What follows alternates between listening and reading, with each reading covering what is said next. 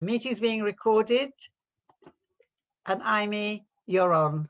Over to you. And thank you for being here. Thank you, Mary. Hello, everyone. Sorry for my English. As you mentioned before, I just arrived last month, and we have with this situation, and I'm practicing the British accent now. Thank you for this opportunity to talk about the situation in Cuba now, which is not exactly what social media are showing now. You know, when I was connecting to Zoom, I couldn't help thinking that this platform is forbidden for Cuba due to the blockade. And this is my first point. The blockade is real, not only for this technical issue, but it has had effect in all the areas of the Cuban life, from health system to agriculture sector. Just for give you an idea, from April to December 2020, the blockade cost Cuba over $9 million. And in addition, President Donald Trump applied 243 unilateral measures intending to restrict travel by the US citizens to our country and damage tourist markets. Just to mention an example, 55 of these measures were applied during this pandemic, despite the United Nations callings for lifting sanctions in the face of the coronavirus. All these measures remain in force today and are being fully implemented by the Biden administration. Without a doubt, I can assure you that there is no other country in the world that has lived for more than 60 years under a wartime measure in open violation of international law. And some people don't want to talk about the blockade. They say that it is a pretext to cover up the incapacity of the system, but the blockade remains as the main obstacle to our development, and right now is the main cause for the situation we are facing. As you are aware, last July 11, some incidents occurred in Cuba. It was not a social outburst, but demonstration on a limited scale in which people with legitimate concerns participated. However, criminal elements took advantage of them to commit acts of vandalism in some places against police stations, hospitals, shopping centers, as well as against internal order forces. And then we have the role played by the media, and we know who controls them, of course. These events were the result of the political and media campaign organized and financed from within the US territory that used social media and the most advanced technology to propagate fake news.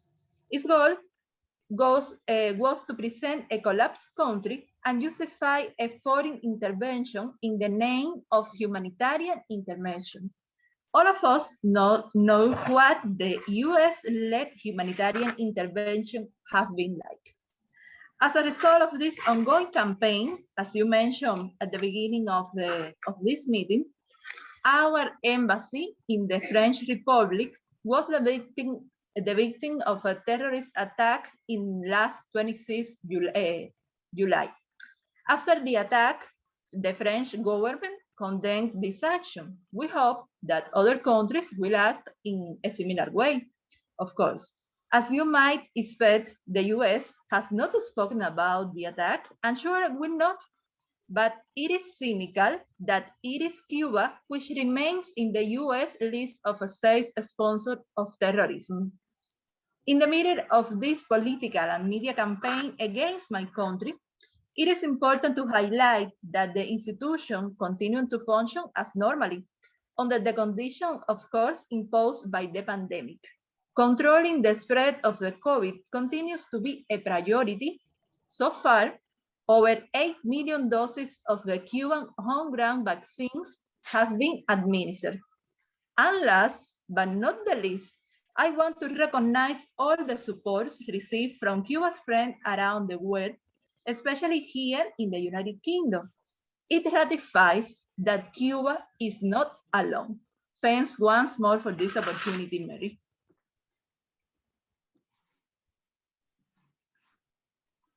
Thank you, Amy. Thank you for that.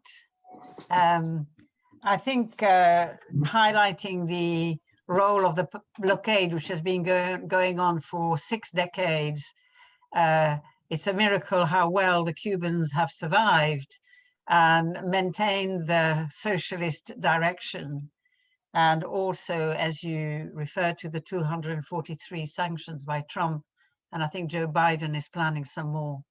But I'd like to call on Wendy now to tell us where we are and how she sees the situation before we go into discussion. Wendy. Yeah, thanks, Mary, and thanks very much, Amy, for setting the scene, really, and from your first-hand point of view. I mean, our mainstream media on Monday had a bit of a field day, didn't they? You know, they loved it.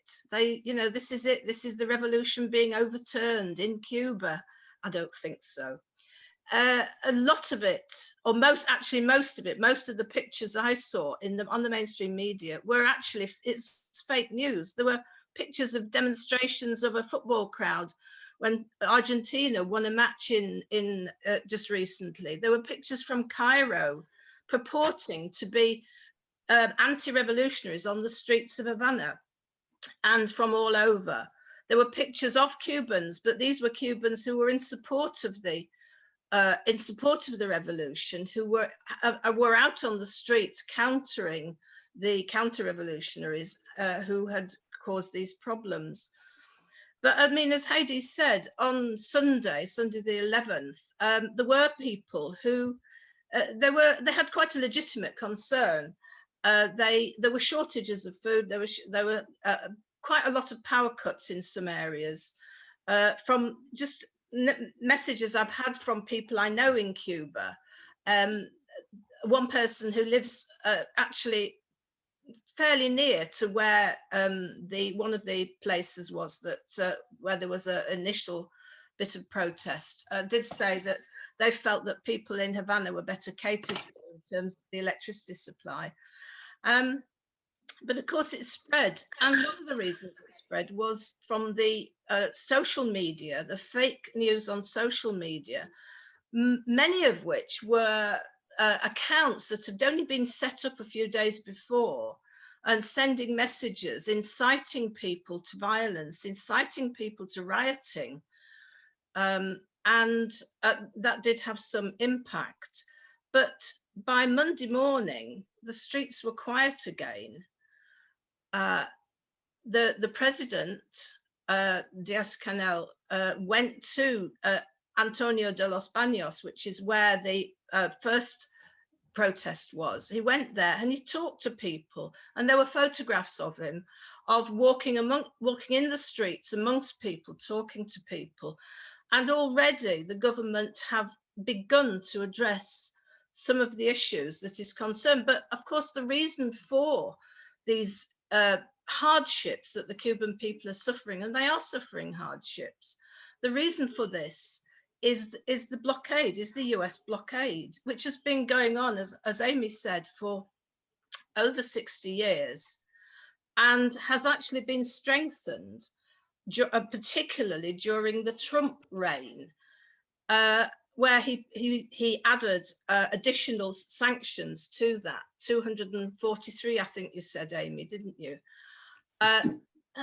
Many of those during this period of the pandemic. And one of the last things he did was to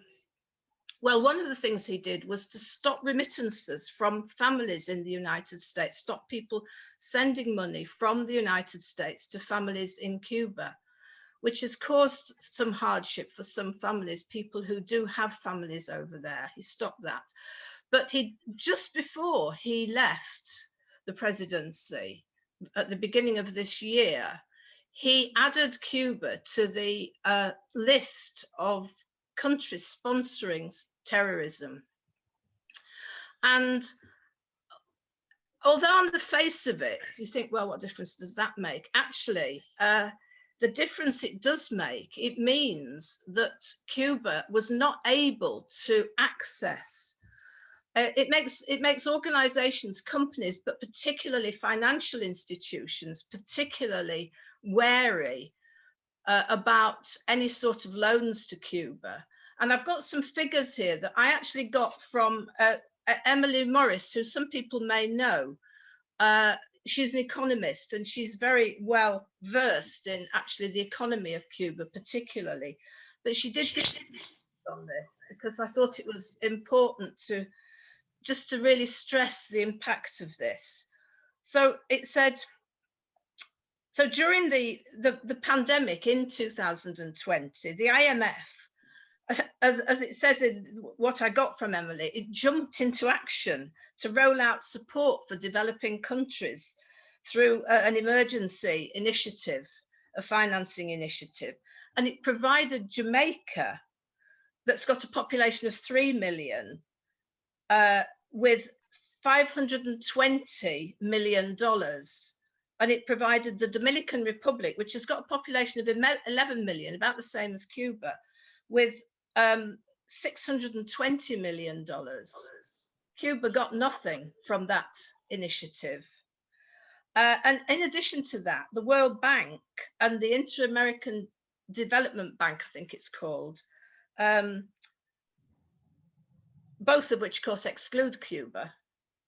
They've provided additional loans to various countries, and again, including Jamaica, $30 million, Dominican Republic, $24 million, Trinidad and Tobago, about $24 million as well. All of these dollars have not been, none of them, nothing has gone to Cuba. Cuba has had no support at all through this. So the pandemic and the blockade together have really impacted together to cause these problems. In terms of the pandemic, I mean, last year, Cuba was dealing with the pandemic extremely well, as people have no doubt about. And you can't help but fail to know that they actually sent brigades to countries that were suffering from the pandemic and struggling to manage. I mean, some European countries, Italy, Andorra, countries all over, lots of other countries in Latin America.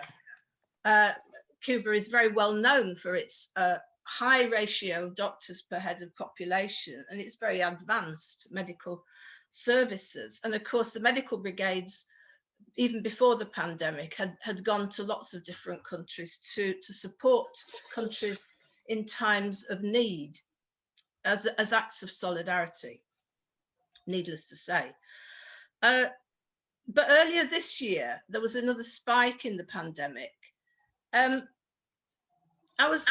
just been looking around to see where that had come from, and it seems that it's started in Matanzas. Now, Matanzas is a town that is near to the major holiday resort area of Varadero, and a lot of the people who work in those hotel complexes do live in Matanzas. A lot of I think the new variant that's come is the Delta variant that we know spreads very quickly. We know from what's happening in this country. And I think that there were still tourists going. There were tourists from Russia, for example, going. There were, I think, some tourists from Canada as well going to Cuba. And it seems that Delta variant has come via that route.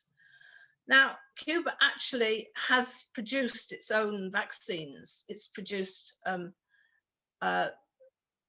think, 2 that have gone through full trials, and others as well that are in the process of it. And about 30% or just over 30% of the population have been fully vaccinated. But the rollout of the vaccination program is quite slow, because although they've got the vaccines, they've got the capacity to make the vaccines, the blockade is causing problems with accessing some of the raw materials, and also some of the other peripheral equipment that's needed for vaccinations, syringes and things like that, vials, things like that. So the rollout is not as fast as some people would like to see it. but they have begun vaccinating. For instance, I think just very, very recently, today or yesterday, they've begun vaccinating pregnant women, and they've begun vaccinating the younger people, children as well. So I feel very confident that they will get on top of this. But this doesn't mean to say that even if the pandemic goes away, which I don't think it is going to anytime soon, but eventually we hope that it will do, the blockade still exists. The blockade exists in spite of the 29, or I think it's about 29 years that the United Nations have had a resolution and have voted almost unanimously to lift the blockade.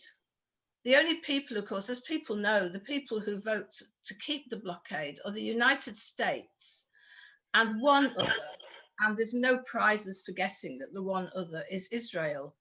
And sometimes there's another odd one as well. When I say odd one, I think one year it was the Marshall Islands, various ones like that. Small places that are very, very dependent on the United States. And the rest of the world, the rest of the capitalist world are still voting to lift the blockade for whatever reason. But of course, the United States imposed the blockade with the very specific reason to break the system in Cuba. That was the specific reason. It was to make people so hungry, so disheartened in order to break the revolution. But it's not managed it yet. So I think the hardship, I just wanted to say a little bit about the impact of the economic downturn as well. Of course, a lot of people lost their jobs. The pandemic meant that by and large, the borders were closed, although there was some tourism. But I know that this year, I think it's about 90% down on tourism. And of course, if tourism goes down, people whose jobs are in tourism don't get paid. And a lot of those people like tour guides, for example, they're part of the self-employed sector that now exists in Cuba. About 15% of the working population are self-employed. And so those people have more than people who were in state jobs. The people who were in state jobs, even if they weren't working because of the pandemic, they retained their salaries. They were a little bit reduced, but they did retain their salaries. But the people who were in the private sector, they actually didn't have any salaries to retain. There has been a level of social security for them, but I think it's quite low. And the government has really made an effort to make sure that vulnerable people are not suffering. And of course, if you see the pictures of the Cubans, you can see that the Cubans are not starving. They're hungry and they're having to queue. They're having to queue a lot and they're getting fed up with it. And, you know, it's gone on for a long time, this pandemic nonsense, hasn't it? It's not a nonsense. It's gone on for a long time. People are fed up. People are fed up in this country as well. People don't like the queuing. Cubans actually are so sociable that actually a friend of mine who lives in Havana, she said, yeah, people were really good with the queuing to start off with. She said, they're not so good now.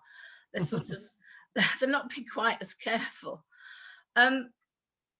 So, I mean, that's again, it's causing problems. The government are really trying to address some of these issues. The issue of the electricity cuts really is down to the blockade, surprise, surprise, shortages of spare parts for the generator, for the machinery, what's it called? You know, where they make them, where they make the electricity. Lack of spare parts, no, not available, blockade. So since as I said, since the 11th, I think it's been fairly quiet. A friend of mine just recently I've had 2 messages from a friend of mine who lives in Santiago, and she said the streets are quiet. She said people are going to work, they're going about their lives as normal. She said there are queues for food, but she said nobody is actually, she's not starving anyway, because she grows quite a lot of food. But she said, no, people aren't starving. Some people are hungrier than others. Some people who are self-employed are suffering a bit more than people who have still got some of their salary. But although the streets are quiet, I don't think any of us can be complacent. And I'm sure the Cubans are not at all complacent about this, because it's not going to go away.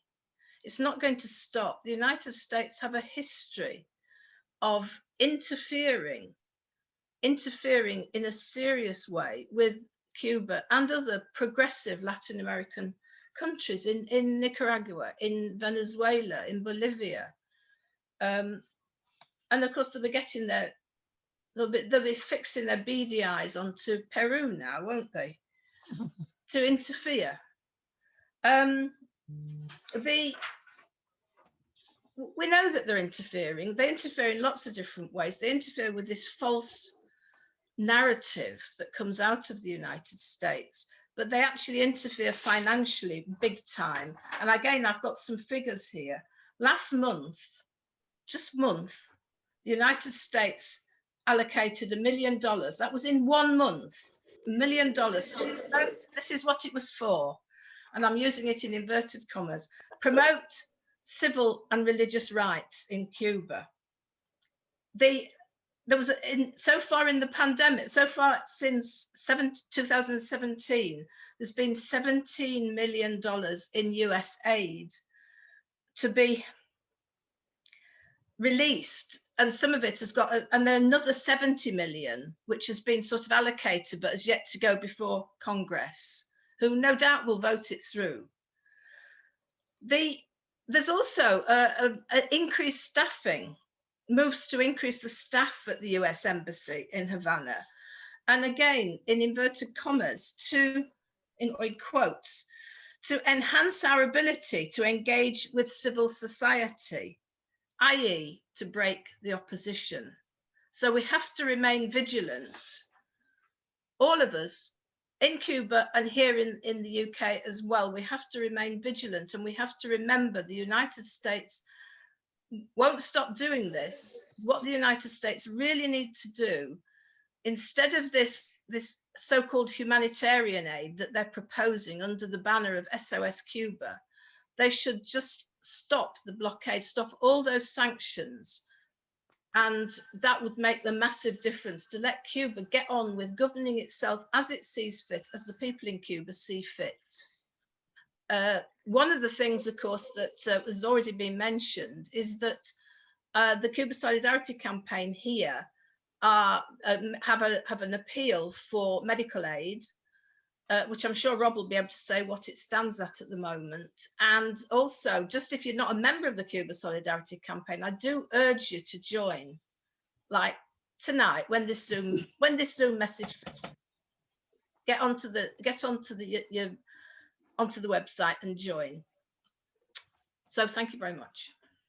Wendy, that was brilliant. Thank you very much. A very comprehensive presentation of the situation in Cuba and the dangers the revolution faces.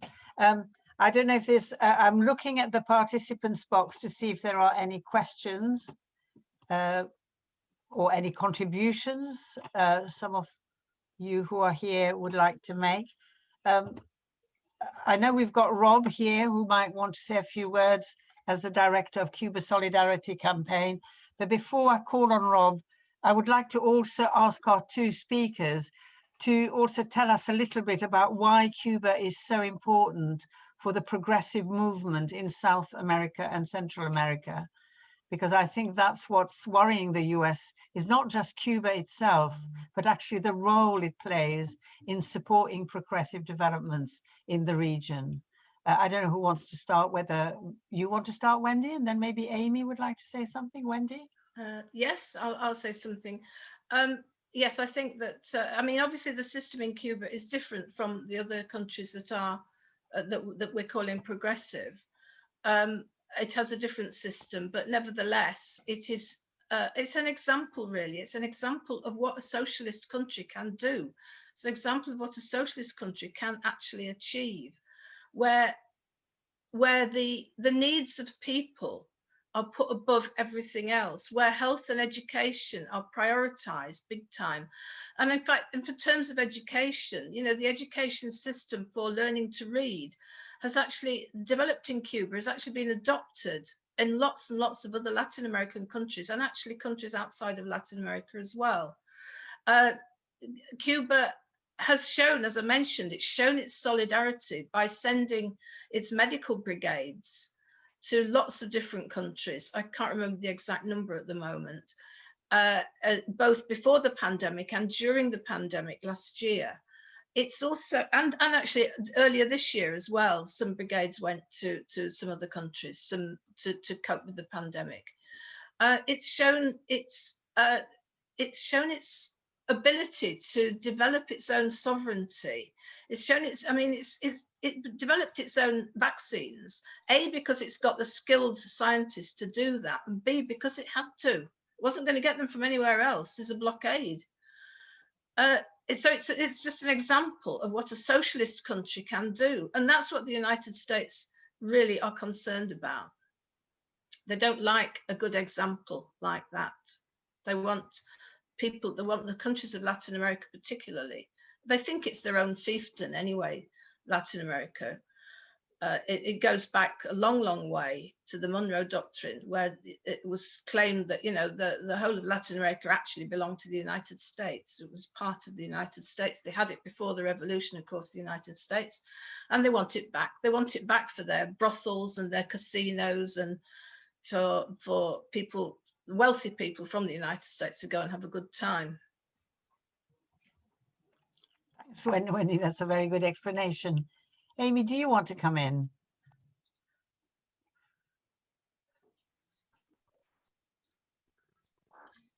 Thank you, Wendy, for this completely intervention. I think that what I see and now in Cuba is not something new.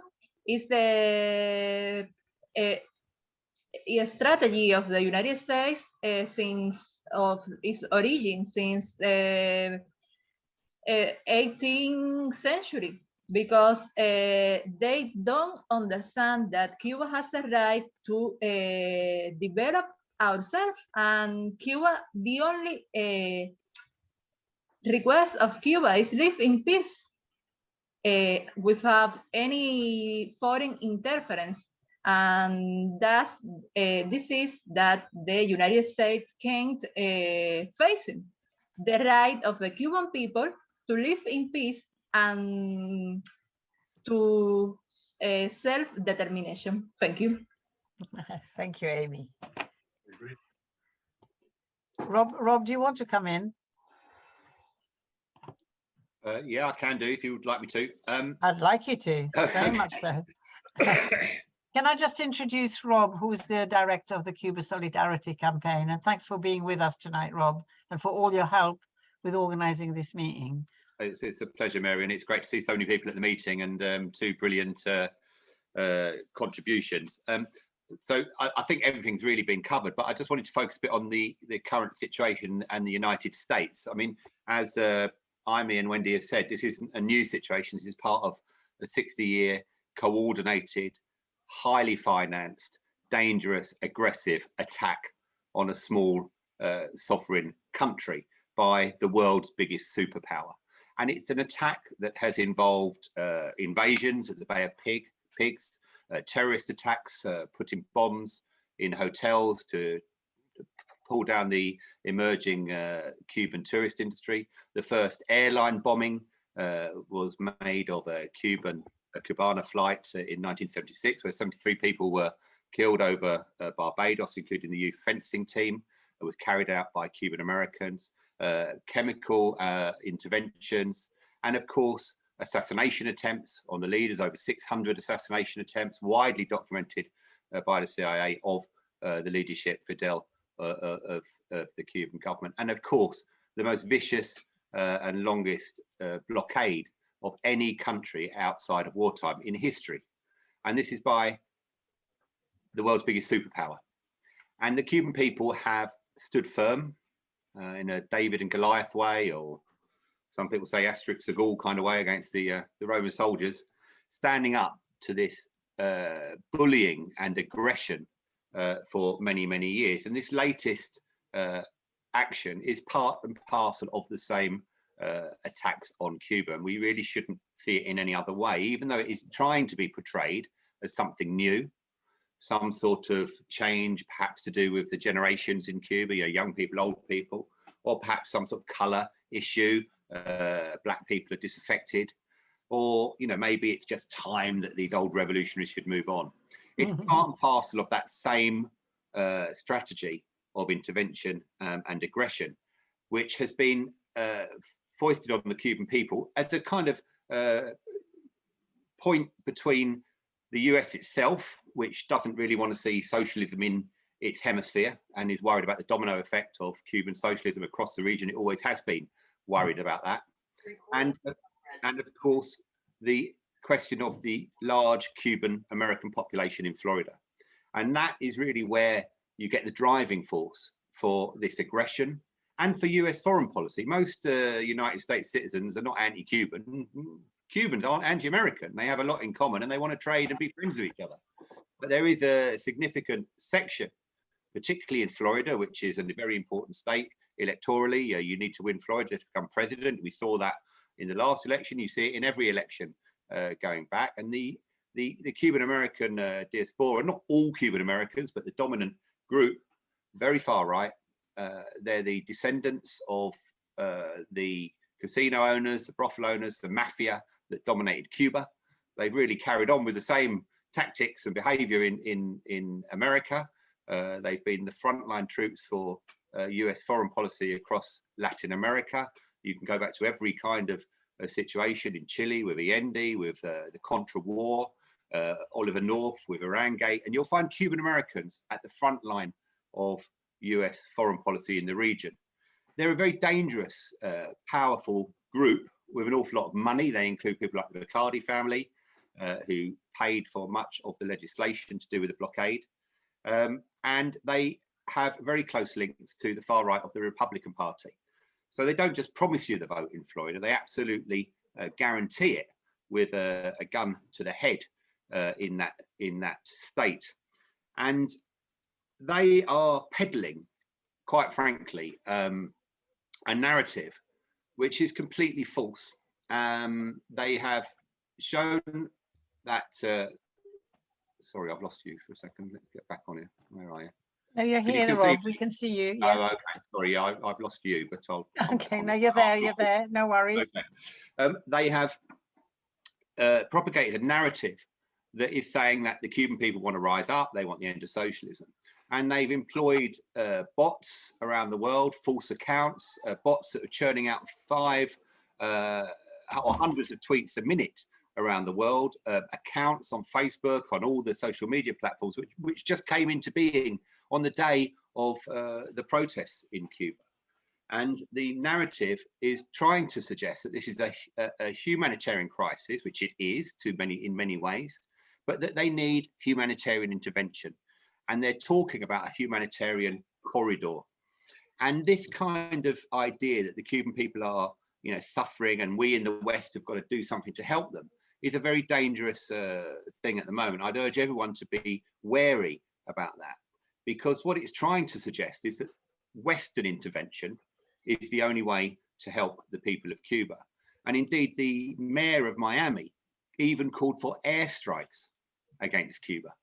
So you can see why this narrative of intervention is coming forward, and it leads to things like the attack on the embassy in Paris. It led a year ago to some guy shooting with a high caliber gun at the Cuban embassy in Washington a year ago. It leads directly to this kind of violence. But I think there are people here, and we in the Cuba Solidarity Campaign have had to challenge some people across even our own membership, but more worrying across some trade unions who get taken in by this narrative. And we really need to be vigilant to explain that the only way to help the people of Cuba is to see the blockade lifted. Biden could do something tomorrow if he really was genuine about helping the people of Cuba. He could lift the sanctions on remittances for Cuban American families so that they could send money directly back to their families on the island. And that would immediately alleviate some of the issues in Cuba. So we say that any genuine person who wants to help the people of Cuba should do two things. One is to campaign against the blockade and make sure that the American government, but also our own government, are clear that the blockade is at fault, and that's so important. And secondly is to help the Cuban people through genuine efforts at humanitarian aid. And I'm really pleased you put up the details of the campaigns. And I'm really pleased that CSC has raised nearly £100,000 since the start of COVID in 2 appeals to help the people of Cuba. It's very, very difficult to get stuff over there. And IME knows, as other colleagues do, the difficulties it has presented the Cuba Solidarity Campaign to purchase raw materials, syringes, cryotubes, specialist equipment, and get it shipped over to Cuba. We are managing to do it, but we ourselves are having to circumvent much of the financial blockade that is stopping us, as well as anybody else, from engaging with Cuba. So thank you. I hope that's helpful, but just a few points there. Thank you very much. Thank you, Rob. That was very helpful and giving us an overview of what's going on in Florida and amongst the supporters of the Miami gang. There's a question here from Yvonne. Yvonne, do you want to ask your question? Do you want me to simply read it from the chat? You're muted, Yvonne.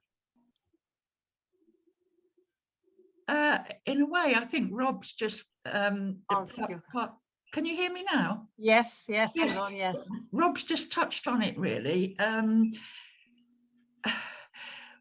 We constantly need to be pressuring our own government. You know, there are so many examples when I'm sure we all are fed up with feeling like US poodles. But in particular, I just wondered whether Rob or anyone else knows if anyone from the all-party parliamentary group on Cuba or anybody else in our own government has made any comments about the recent events, because I haven't really picked anything up from the press on that. That's very helpful, Yvonne. Thanks for your question. Before you answer Yvonne's question, I want to ask another question. Is really about the role of the trade unions. I'm involved in GLATS and on my trades council, and at the moment there's a big push for solidarity, for justice for Colombia, and I was raising the question of Cuba and asking whether we could organize some support for Cuba, and there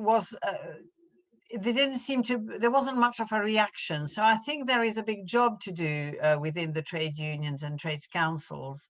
I was very pleased to note that Len McCluskey came out with a statement in favor of Cuba, which I thought was a fantastic development, but it'd be good to see other trade union leaders doing the same. And if our speakers want to campaign on that, comment on that, that would be very helpful. Does anybody want to comment? Maybe Rob or Wendy? Or I could say something, actually. It's quite interesting, of course, because we have elements on the ultra-left who are really quite anti-Cuba. Yes, they are. And many trade unions, or some trade unions at least, and I don't know which, and I don't know how many, have got quite a high domination of the SWP in them. And I think trades councils as well, my own trades council has a number of very vociferous SWP members. And we have I did a statement very early on, which was circulated by the secretary of the Trades Council, who takes a very sort of, we've got to be even-handed on this sort of approach to anything in Latin America, which is a bit pathetic, I think. But I do think we've got a real job to do here. We've got a real job to explain the situation and to win people over, and to make sure that people, it is really mainly the SWP, I believe. There's some others who, two man and a dog type organisations, but I think we have got a real job here with the trade unions to really win them over to this, and to make sure they carry on their support of the Cuba Solidarity Campaign, and whatever they do, don't disaffiliate to the Cuba Solidarity Campaign. Thank you, Wendy. Rob, do you want to say something? Or? Yeah, no, I mean, I totally agree with Wendy. I mean, it's a very strange thing with Cuba. When I first started doing this job, and I've been working with Cuba Solidarity for 25 years, when I first started, there was 1 or 2 trade unions that would have anything to do with Cuba, which was the NUM at the time, and the Fire Brigades Union. And no other unions would touch Cuba. And if we had tables at trade union conferences, we would get abuse. Human rights this, human rights that. It's a very strange thing. I don't know if it's a latent anti-communism that's just there forever, or won't go away, or if it's just the 60 years of propaganda that has just seeped into people's kind of consciousness. But as soon as you mention the word Cuba, everyone immediately has an opinion. They immediately know what's what. They can tell you everything about it. If they've never even been there, if I go to a party and I mention my job, God forbid, I can't, I'll end up in a row within no time at all. I can't, it's an issue that everybody is opinionated on, whether they've been to Cuba, they know Cuba or not. And, me, Wendy, and Yvonne, people, we've worked with Cuba for a long time. We've been there, we know people, but the number of people who tell us what's what about Cuba is quite phenomenal, really. So it's a strange thing. I think the Cuba Solidarity Campaign has done an incredible job over a long period of time. It's got an incredible membership, an incredible executive, a long history and an experience that has meant that we've managed to build a bulwark in this country of genuine support for Cuba across the trade unions. And 23 national trade unions are now affiliated to the Cuba Solidarity Campaign. Not all of them, and there are some that won't for political reasons. And we've got genuinely a pretty good base in Parliament with the all-party group and across MPs. And at moments like this, and we've been there before, with Cuba, the key thing is to hold that broad base together. It's not to put people on the spot and make sure, are you in favour of revolution? Are you not in favour of revolution?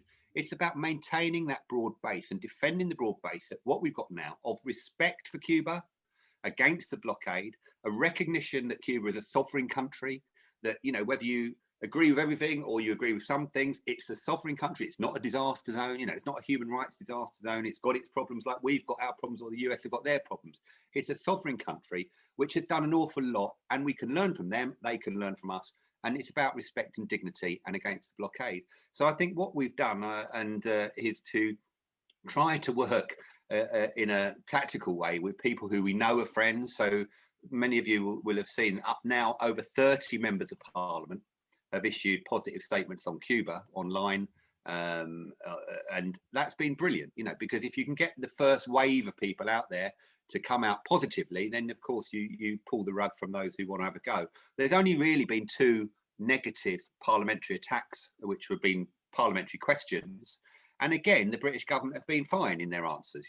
They say what they always say, is we discuss human rights with Cuba, however we're against the blockade. And with the trade unions, again, while there are some trade unions and some trade unionists, I'm not going into names of them, you've all met these people, who would like to put the boot into anything left wing, particularly places like Cuba. We have to be clever about it, and we have to just make sure that they don't get the upper hand, because it is a battle. And I'm very, very pleased with the Unite statement. Obviously, we work with Unite on it, and that's wonderful. We have a meeting coming up on the 9th of August where Len McCluskey will be one of the speakers. 2 members of Parliament will be speaking, Graham Morris MP and Richard Bergen MP, as well as Cuban speakers from over here and from Cuba. So I hope people will join us at that meeting, because it shows that we can and we must create that base of support for Cuba, which means that when something like this happens, we don't get firebombs at embassies. We don't get vitriolic attacks on Cuba in our media. Of course we get attacks. And of course, Cuba is, accused of all sorts of things. But trust me, it's not as bad in Britain as it is in a lot of other countries. where Cuba is decimated and attacked, you know, accused of eating babies, everything you can have. You know, we don't get that over here generally. And I think, you know, the work of people like yourselves, people across the Cuba Solidarity Campaign up and down the country over many, many years has managed to build that bulwark of defense and understanding for Cuba, so that at times like this, we're in a slightly better position than we could be. It's not easy. Cuba is not all, you know, people think it's all dancing and rum and, you know, Tropicana and beaches and that. And what a great campaign to be involved in. You know, it's really lovely. It's all dancing. It's not. It's a political campaign, and it's a difficult campaign.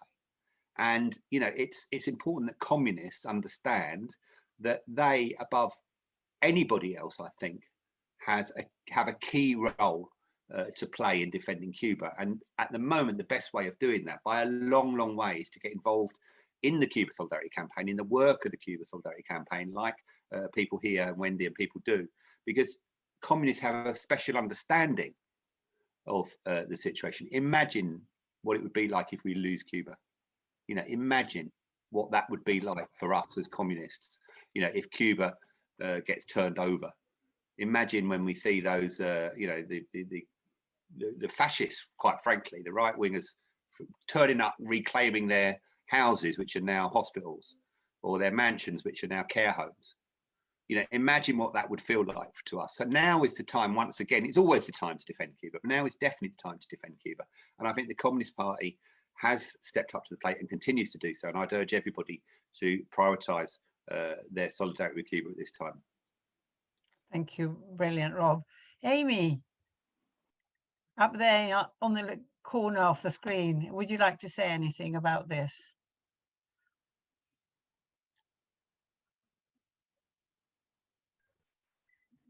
I only have to say that we highly appreciate all the support of the British MPs, as Rob mentioned before, that we have received the support of some of MPs. If you can see in Twitter the statement in favor of the lifting of the blockade. And as I said at the beginning of my presentation, it ratifies that Cuba is not alone. It's not alone, Amy, you're quite right. Thank you, Amy. There are a few points in the chat which I will read. There's a solidarity messages from the Indian Workers Association. Thank you, Dial, for your message of solidarity. Carl Hurd, who emailed me on a couple of occasions and wants to be able to access the recording, has asked, could CSC or any other knowledgeable people compose regular statements, petitions, which we members could send to our MPs to highlight the constant attacks on Cuba, perhaps regular comparisons with the impact of punishments against Cuba, which we all know sets a remarkable example of what countries with the right leadership can do. And Tony O'Hara from Harrow TUC. Harrow TUC supports the lifting of the US boycott of Cuba and retweeted the Unite General Secretary's statement supporting the Cuban trade unions calling for the ending of the boycott. Good to see Harrow TUC supporting Cuba. Unless there are any other questions, you've got a question here from Carl Hurd, or any other contributions. I can't see any hands up. I will ask our three speakers to sum up, but to respond maybe to Carl's point. Oh, Mark Breakwell, can I ask a question? Mark, would you like to ask your question before we sum up? Mark? Mark, you're muted. Yeah, brilliant, Mark. Problems with my phone. It's on my phone. All right. Thank you so much. It's been a pleasure listening to you all. It's just a question. I'm new to the Cuba Solidarity Campaign, and I feel quite strongly about it. I just wanted to ask Amy, because what's happening at the moment over the past 60 years, what has Cuba done to actually retaliate in relation to the blockade, in relation politically? over the past 60 years, and do they intend to do anything at the moment? Did you hear the question, Amy? Sorry, Mary, I can't hear. If you Okay, I think the question is, Mark, I'll try and repeat the question. I hope I got it right. What has Cuba done to retaliate in order to try and stop the blockade? Is that right, Mark? Yeah. Yeah. What has Cuba done? Cuba, I think the first point is the blockade is a tax for the United States. United States is the first who tried to lift the blockade, but Cuba doesn't wait for this step and continues working. As you can see, last days or every day at the Cuban television, our president and our government are totally working in order to transform the country, improve the economy, improve the Cuban life, and we continues denounce that the blockade is the main obstacle for our development. I think it's very important that people around the world know this reality, and events like this is also important for continuous supporting the lifting of the blockade. Thank you, Amy. Wendy, do you want to come in? There are two questions, Amy. There's a question from Carl and the question from Mark. Do you want me to repeat them? And the second question? Yeah, the second question, oh, okay, is from Carl, sorry, Amy. The second question was from Carl. He was asking for regular statements and petitions that can be sent to the MPs to highlight the constant attacks on Cuba, with regular comparisons with the impact of punishments against Cuba, set to help MPs understand the situation. So it's part of the campaign against Cuba. How can we inform our MPs? I give the floor to Wendy or Rob, maybe. Okay. They can explain better. Thank you. Yeah, I mean, to Carl and to everybody, I mean, if you join Cuba Solidarity, you don't even have to join. You can go on our website. There are numerous statements. We run a big campaign over Early Day Motion 1550 recently, calling on the British government to call on the US government to lift elements of the blockade. And it was signed by nearly 60 members of parliament, which put it in the top 10 of Early Day Motions in the last session. So there's plenty that people can do in terms of writing to their MPs. And if people get in touch with Cuba Solidarity Campaign and want to do anything specific, letter writing to local newspapers are really good. You know, I've been working with people in Norwich this week. I don't know if people know, well, you might not follow football, but there's a Premier, or there was a Premier League footballer, Onel Hernandez, who's a Cuban footballer playing for Norwich. And he joined up with the Cuban national football team, and they were due to be playing in World Cup qualifiers in CONCACAF, and they had to go to Nicaragua because the Americans have blocked all the visa applications in Havana. So they were sat in Managua waiting for visa applications. Then in the end, the US forced them out by not allowing them any visas. So we run a campaign locally to raise the issue about this footballer and how he was denied his chance to participate in the World Cup. So it's campaigns like that. It's looking for issues where people can take action, either with their members of parliament, with the trade unions. Many of you will remember the campaign a few years ago on the Open University. The Open University, the biggest university in this country, set up by a progressive Labour government to allow access. A young Cuban student who'd done a degree at Westminster was advised by his tutor to do a postgraduate course at the Open University. He applied for it, he had all the qualifications. The university wrote back and said, no, sorry, you can't come here. And he said, well, is it because I haven't got the qualifications? They said, no. And then we wrote again, is it because I don't have the, the formal status, visa status? They said, no. Is it because I don't have the money? Oh, no, that's not the issue.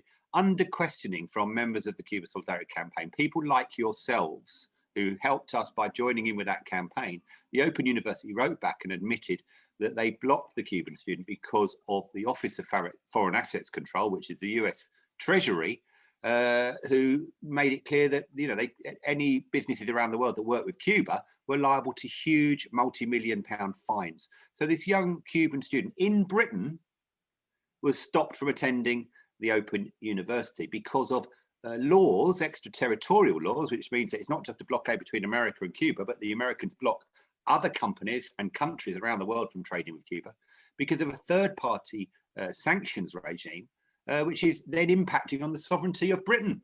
So even British companies are being forced to carry out the blockade on behalf of the United States. We won the campaign in the end. We didn't win it on political basis. We took a legal case against discrimination, race discrimination under the 2010 Equalities Act. And we won and got settlement, financial compensation for the student. And the student went to the Open University a year later. The Cuba Solidarity Campaign ourselves have had all of our accounts closed down by the Cooperative Bank. Again, another ethical bank. Why? Because of the application of the extraterritorial US blockade. I'll tell you a very, very quick story.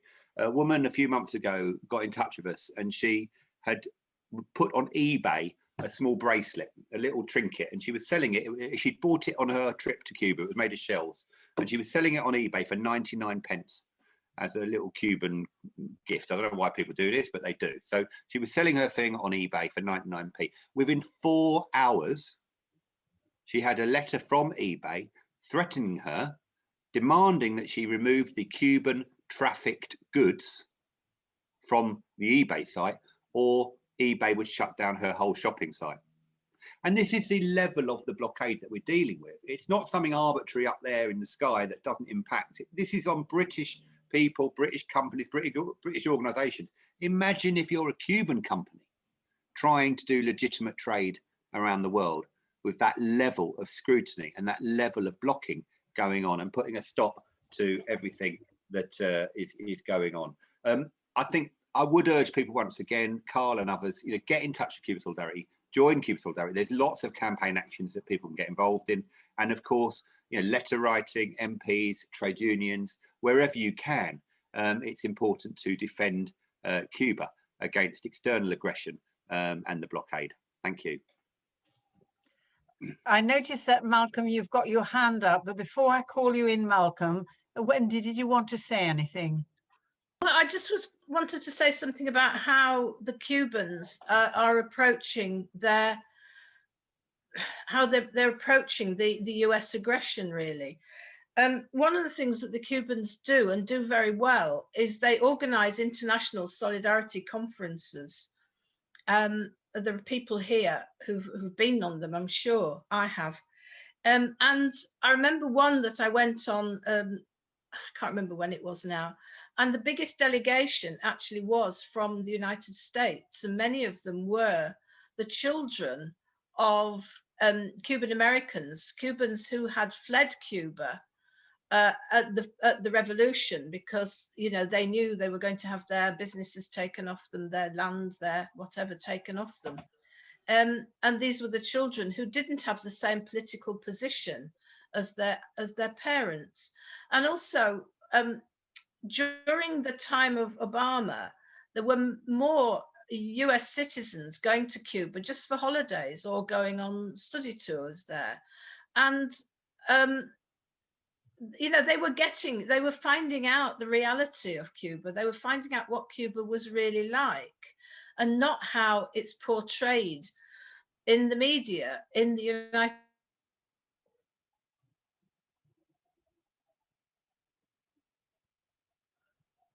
national solidarity. It has international solidarity. There's absolutely no doubt about it. There are organizations in the whole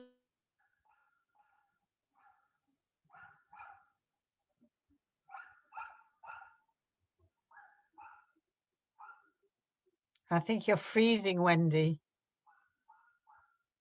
Wendy, I think you're freezing. Maybe turn your camera off, Wendy. You might. Yeah. Without the camera, it might work better. You're freezing, Wendy. You've been freezing. Did you? Oh, right. Are you Oh, aware? I didn't. I wasn't aware of that. No. Yes. Well, is my internet connection, isn't it? Sorry, I don't know if you missed what I said. I was just saying about international solidarity conferences, and I think that is one way that Cuba does increase its solidarity around the world, and of course that is shown by the vote at the United Nations that we've mentioned. Thanks for your very full replies. Malcolm, you want to ask a question or make a contribution? I will. Sorry, that will be the last one because we're coming to the end of our meeting. Malcolm, thank you for asking a question. Okay.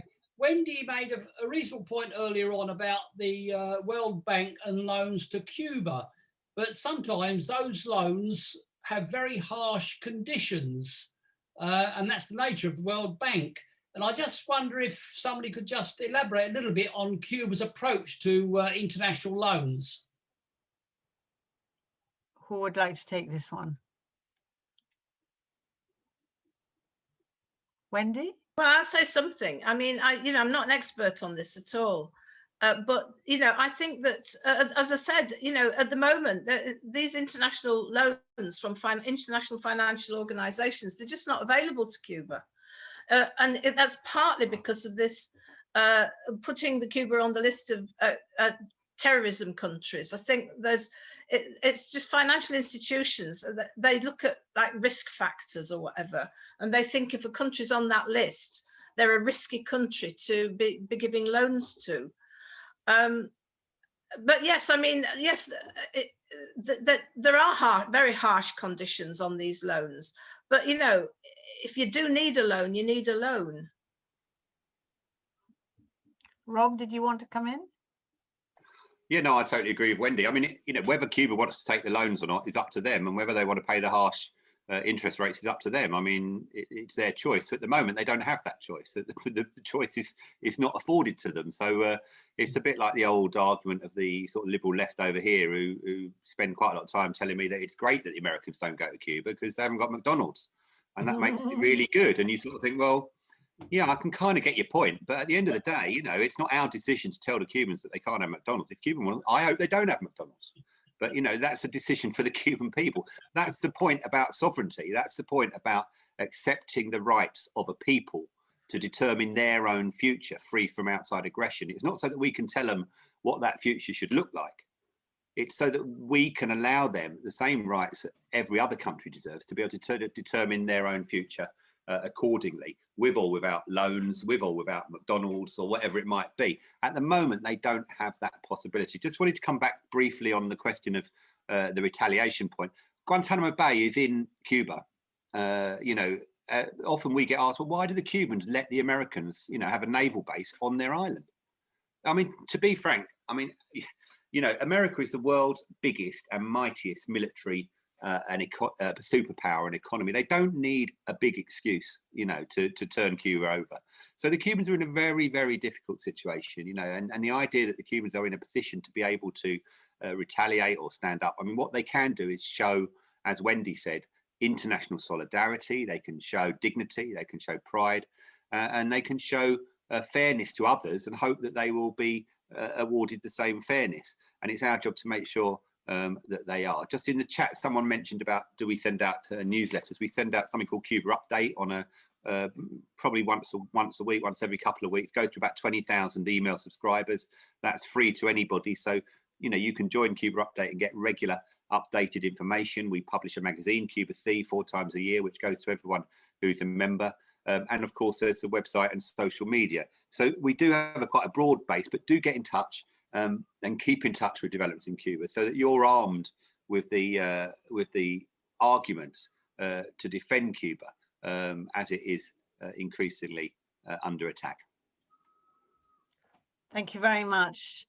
So this is the end of our meeting. I think it's been a brilliant meeting. I'd like to thank our speakers. I don't know if there's anything you want to say in conclusion. I mean, I know that Wendy's already said, and Rob, and the importance of joining Cuba Solidarity Campaign. If you can pass a motion through your union or through your trades council in support of Cuba, please do. It's not always easy. I mean, I think Nick and I are on the same trades council, and we've got a bit of a problem with the SWP, and we don't quite know how to get around it, but we are scratching our heads and thinking of ways, and I'm sure we'll get there in the end. So yes, it's not an easy battle. It's great to see Harrow have managed to get to come out in support of Cuba Solidarity and Cuba. So I think that is part of the job that we need to do. So and we've got our MPs. Some of us are better MPs than others. It's always good to find out the MPs that support Cuba. And when you have an MP that supports Cuba, that can be very helpful when you're campaigning for Cuba.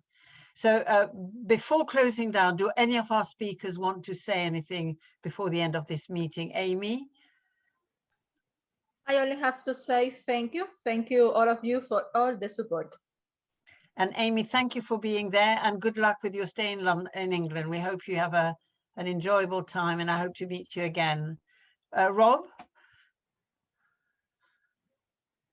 No, not really. I mean, I think it's been a brilliant meeting. So, yeah, thank you, Mary and North London Communist Party for organising it. It's been great. So, thank you all. Thank you, Rob, and thank you for being there. And Wendy? Yeah, thanks very much. Thanks very much for inviting us all. I think one of the ways that people can support Cuba, of course, is when this pandemic is over, is to go to Cuba. If you haven't been, go. If you have been, go again. Cuba Solidarity organised some brilliant study tours or delegations or whatever, and you can't fail to have a good time. Absolutely. So viva Cuba. Viva Cuba. Thank you all for being there, and thank you for your support, and let's keep fighting to keep Cuba socialist and a very great country. It's a wonderful country. I've been there several times, and I'll go again as soon as I can. Good night, everybody, and thank you again.